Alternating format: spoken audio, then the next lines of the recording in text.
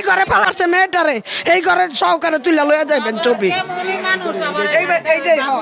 এইটাই হক সাহেবের বাড়ি, এইটাই হক সাহেবের বাড়ি।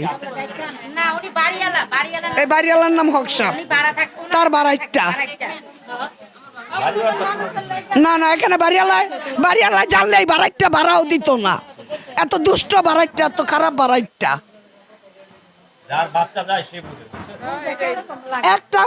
একটা মাইয়াই বড় বোনটা মইরা গেছে, বড় বোনটা মইরা গেছে। তারপরে এই যে একটা মেয়ে,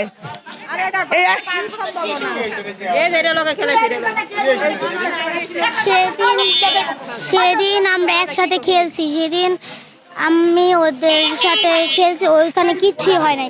বাসায় তারা কেউই ছিল না, বাসায় আমি ছিলাম, আমরা 4 জন বাচ্চা ছিলাম।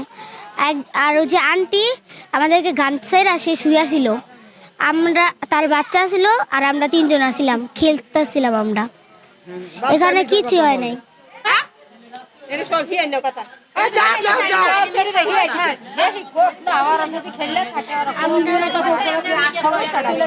তোমার বয়সী মেয়েটা, তোমার বয়সী মেয়েটা তোমাকে কালকে পরে করব না, এর কোনো গ্যারান্টি আছে? সত্যি কথা কও, সত্যি কথা বলো, সত্যি কথা কও। তুমি ছিলা কথা বলতে দাও, আম্মু তুমি ডরার, তুমি আমার কাছে সত্য কথা হয় সরো। আয় তোমরা সব আপনারা সব আমি জানি কথা কও না, বললাম ওই টাইমে আমি একসাথেই খেলছি আমরা, ওইখানে মেয়েটা কই নি সেটা বলো। মেয়েটাকে কোনো জায়গায় নেয় নাই। দাঁড়ান, কি জানো কিছু জানো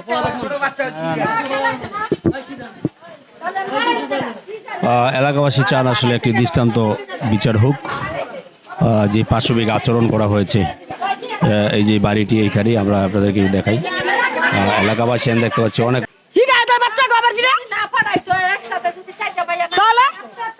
কথাই কইতে পারে না এখন।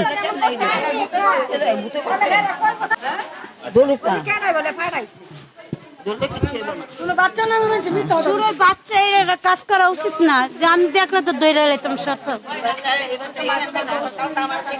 হ্যাঁ কালকে না পরশু দিন এই বেটা যে বেটা ট্রেনে লেগেছে না, এই বেটা মোবাইল লেগেছে আমার বয়ান লিবার লেগে এখানতে পাঠাইছে, বুঝছেন।